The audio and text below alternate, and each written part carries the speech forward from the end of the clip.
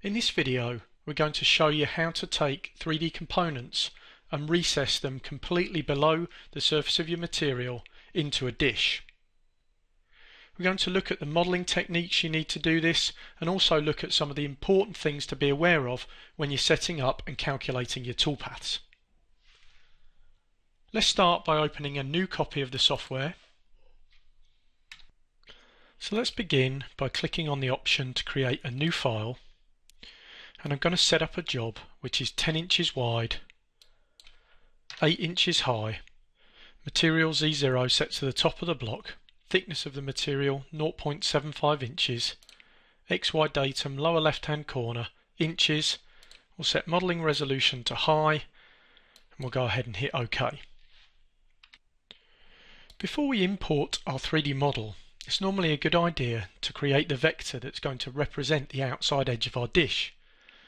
That way, when we import the 3D model, we can position it where we want it to go. So I'm going to click on the icon under Create Vectors to draw an ellipse. I'm going to set the width of our ellipse to be 9 inches, the height to be 7 inches. I'm going to click Create and Close. We can see we've placed that at 0, 0.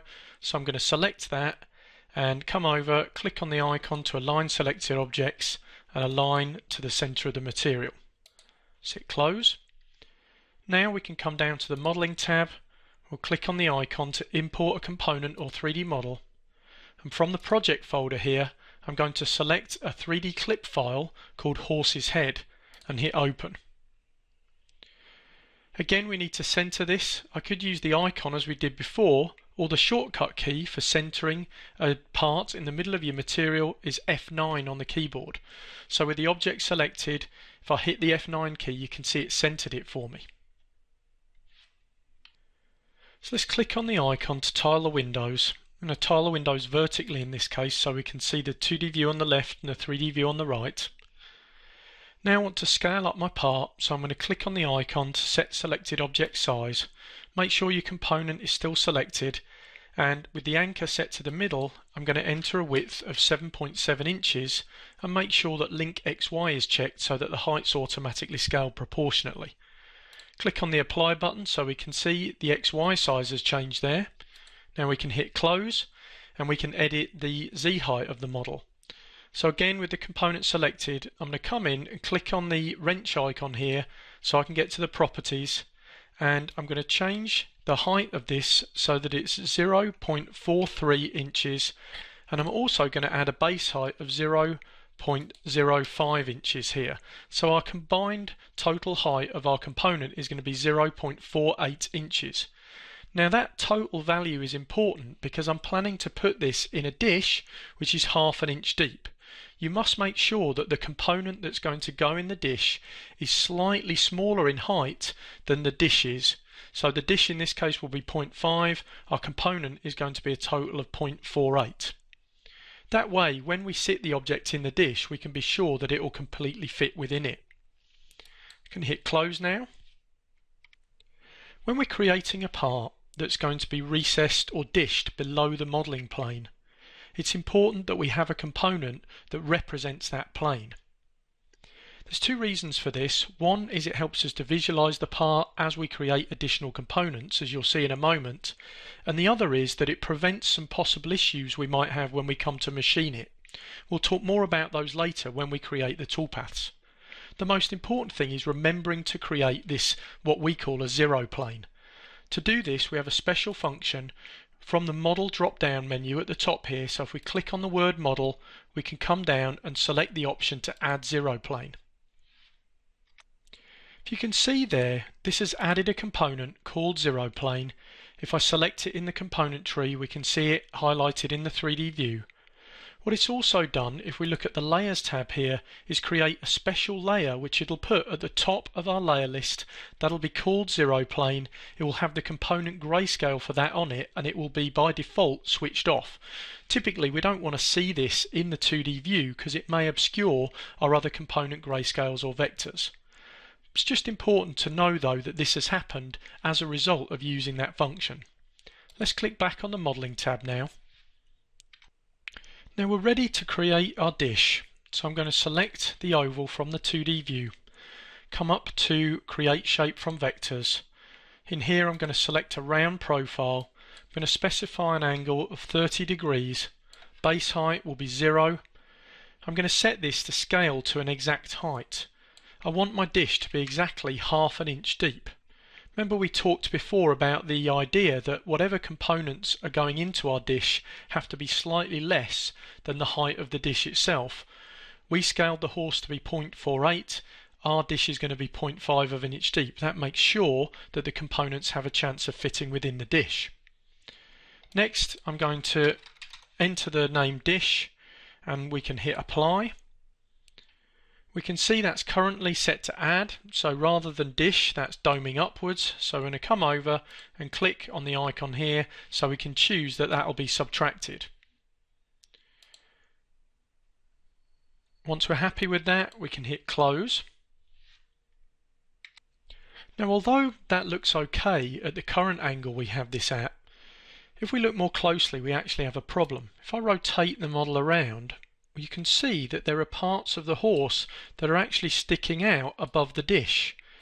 As these areas get close to the edge here, where the dish is shallower, then the Z height of them is enough that they're pushing up above the edges, and if we tried to machine this into a flat surface, they'd all end up being flat spots there. It's not always possible to see this problem just by looking at the model in the 3D view. Sometimes it might be a very small amount that's sticking up above the plane, and so it would be hard to see it just by looking. So the best way to check this is to come over and click on the icon here to scale Z height of model. When we click on this, the software tells us the maximum Z and the minimum Z.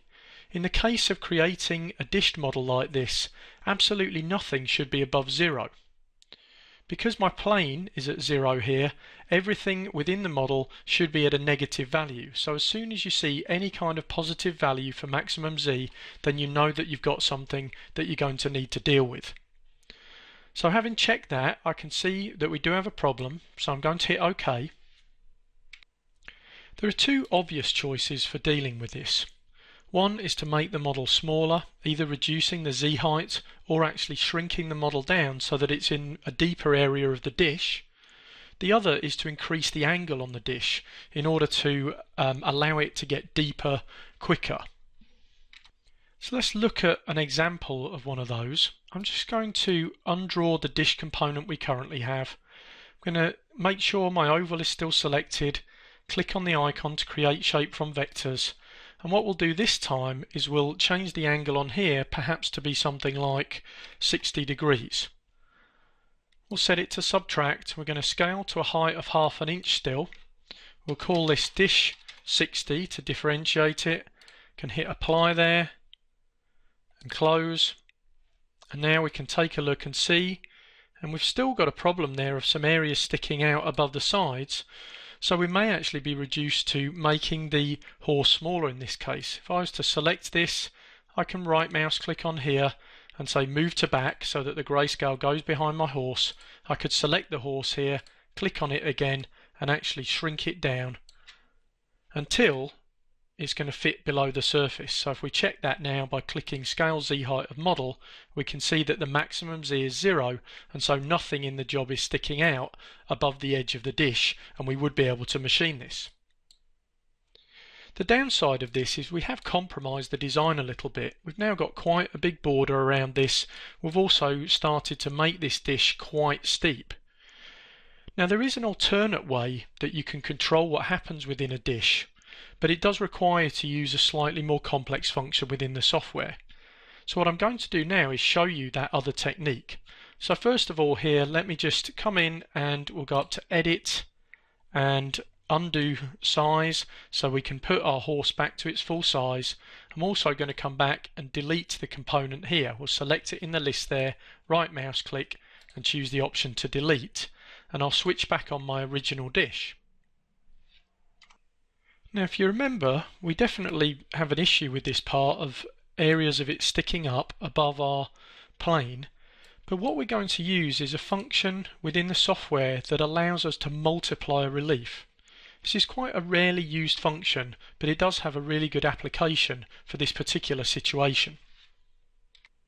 Multiply works in just the same way that the other combine modes do. So we know when we take one component and we add it to another component, then what we're going to see in the 3D view is the result of the pixels of the first component being added to the pixels of the second one. When we use multiply, the same thing's happening, but instead of it adding the pixels, it's going to multiply them. In this case, we're going to take advantage of the fact that when we multiply something by 0, we always get 0, and when we multiply something by 1, we always get the same thing. So 3 multiplied by 1 is 3. This will probably become clearer in a moment as we work our way through this. And whether you understand this principle or not, the steps I'm about to show you should always work. First thing is to undraw the component that represents the actual object that's inside the dish. Next, we're going to take the 0 plane and shift and select the dish component as well. We're going to right mouse click in the component tree. We're going to choose the option to duplicate. Now what I'm going to do is just slightly reorder these. You can see we have 2 0 planes and 2 dishes. I'm going to take the top of the 2 dishes and just move that up one space there. So now we have 0 plane dish, 0 plane dish. Next, we're going to switch off the 2 components at the bottom of the list. So the last 2 0 plane and dish components. Then I'm going to select this dish component here, and I'm going to come up and click on the icon to change the properties. This shape is going to become part of our multiplying component. What I want it to do is go from being 0 at the edge to being 1 in the middle. As I said before, that means that anything at the edge will be 0 because anything times 0 is 0, and anything in the middle will retain its original height because anything times 1 equals anything. So in this case, we're going to change the shape height of this to be 1 inch. Now it doesn't actually matter whether you work in inches or millimeters, the value for the height of this component is always going to be 1. So we put in the value 1 there. I'm going to change it so its combine mode is positive, and I'm going to change its name to dome and come down and hit close. Now what I want to do is take the 0 plane that we've got drawn, shift and select that dome component, which is 1 unit high, and I'm going to group those together. So I'm going to click on the icon to group selected objects. I'm going to right mouse click on that. I'm going to choose the option to rename, and I'm going to call that multiply comp, so I know that's going to be my multiply component. Now at this stage I am going to right mouse click on that and change the combine mode to multiply.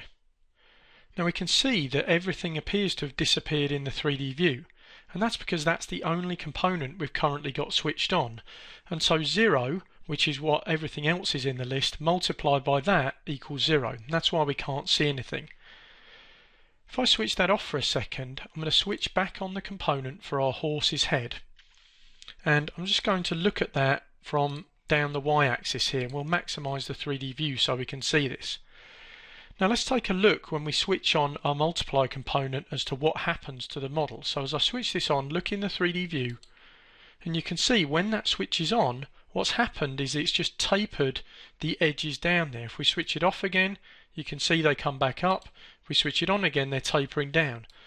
And that is because we've got this dome that's multiplying from 1 in the middle down to 0 at the edge, and so it has this natural effect of just fading out the object over the surface of the dome. Now because we used a copy of our dish, that's going to fade at the same rate as the dish curvature goes down. And so what we should see now if we switch on our 0 plane and our dish is that that has modified our horse's head component enough so that it will fit perfectly within our dish. It's just going to taper it down and make sure that everything within here is going to fit inside of our part, no matter what the shape or the overlap is with the dished area. And if we want to double check this, we can click on the icon to scale Z height of model, and there we can see our maximum Z is 0, which is exactly what we talked about earlier being required for us to make sure that everything is sitting inside of our dish and will be machined as a negative shape, so we don't end up with any flat spots. This can be a reasonably difficult concept to understand. As I said before though, if you follow the steps that I've shown you here, you will be able to replicate it even if you don't grasp exactly what's happening. Some things that are very important to remember to get this to work though is that the component that you're putting in the dish needs to be slightly less in height than the dish, so that makes sure that it's going to fit in here, and that the multiply component should be based on the same component of the dish but needs to go from 0 to 1 unit high in the middle. That way you should always be able to get this to work regardless of the shape. Now there's an interesting side benefit to this, and the way that we've set it up and incorporated the 0 plane into both our main model and the multiply component. If we come and tile the windows again, and I right mouse click on the horse's head component, I'm going to choose the 2D preview option, say move to front, so that that becomes prominent in the 2D view. If I click on that, we go into transform mode. If I move that outside of the dished area, all that's going to happen is that that's going to be multiplied to 0 because we have that flat plane there, and so you get this rather nice effect of that just blending in and up to the dish edge. That's even possible for us to scale this up. If we click there and drag that up a little, just adjust the position there, and then the only thing I need to make sure if I scale it up like that though is I may need to go back in and edit the height of the object in case it's grown to be too tall for the dish. So if we scale something like that, I'm going to go back to the properties. In here we can readjust these heights to make sure that they're still below the 0.5 inch depth of our dish. So if we've adjusted that there and hit close, and you can see we've changed the effect of what we've got now sitting in the dish here. Along the same lines, if we wanted to replace the horse's head with a different component or group of components, as long as by the time we'd finished scaling and positioning them we set the height to be less than ½ an inch, then we would guarantee that they're going to fit into our dish because of this multiplying component. At this point, let's save the file into the project folder. Go up to File, Save As, and we'll call this Horse Head Dish Model. Hit Save there. And now let's go ahead and click on the icon here to go across to the toolpath tab and show you some of the things that are important when calculating a toolpath for a recessed or dished model. As always, before we calculate any toolpath, we're going to check our material setup. So let's click on the Set button here. And there are actually a couple of things that are quite important here when working with a dished model. The first is that you're probably going to want to Z0 off the top of the block, even if that's not normally your preference. And the reason for that is it allows you to very accurately set where the face of your material is that the dish is going to be machined down into to give you the best chance of getting a nice crisp edge on the part. The second thing that's important is the gap above. For a dished model, this is typically going to be set to 0, again to make sure that the edge of the dish is going to be forced all the way up to the surface of your material. Other than this, as normal, you just want to check the other parameters to make sure they're safe and appropriate for what you're doing. If you're happy with them, you can come down and click OK. Depending on the material, the size of the part you're tooling, you may need to do both a roughing and a finishing pass. In a lot of cases though, with a dished model, you'll find that a finishing pass on its own will work for you. When you do the finishing, the only time you really load the cutter up is on the first pass. Typically you don't want to bury the cutter to a nice deep depth and then run it along with the full force of the material on the tool because it will snap. In this case though, with a dish, your first pass is going to be almost on the surface of your material, so it's barely going to be taking any material. After that you're going to be running back and forward, only shaving off the distance of your step over, and so the force on the tool is much less than you'd get with a lot of normal 3D toolpaths.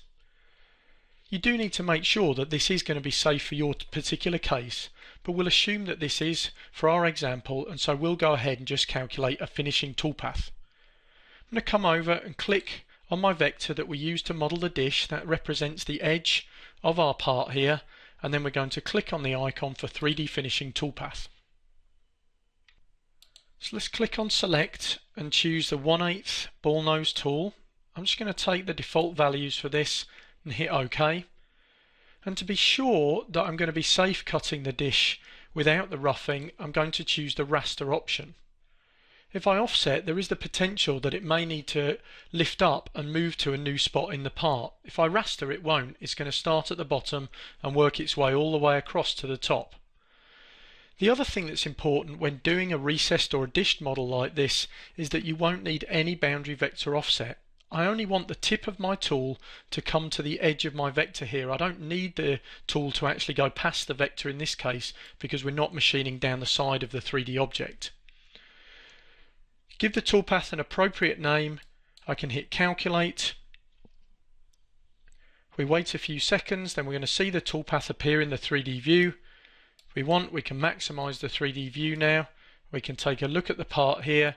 We can go ahead and click on the button to preview the selected toolpath and see what that's going to look like when we cut it.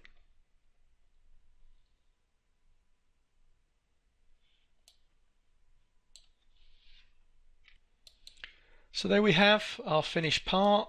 I'm happy with the way that looks. So if I wanted to now, we could hit close on the preview, could select the toolpath, click on the icon, choose an appropriate post processor and save that, and go and cut that horse's head on my CNC. Let's come up now and just save the file at this stage. We'll go to File, Save As, and I'm just going to change the name so that instead of model at the end there it says TP for toolpath, so horsehead dish -TP, and we'll just save that in the project folder. Now before we finish, let's take a moment to summarize what we've looked at. We started by creating a part and drawing an oval that would represent the outside of the dish that we wanted to create and place a 3D object into. Then we imported our 3D object, we set its size, and then we created a special kind of component called the zero plane. That's a very important step whenever you're creating any kind of dished or recessed part.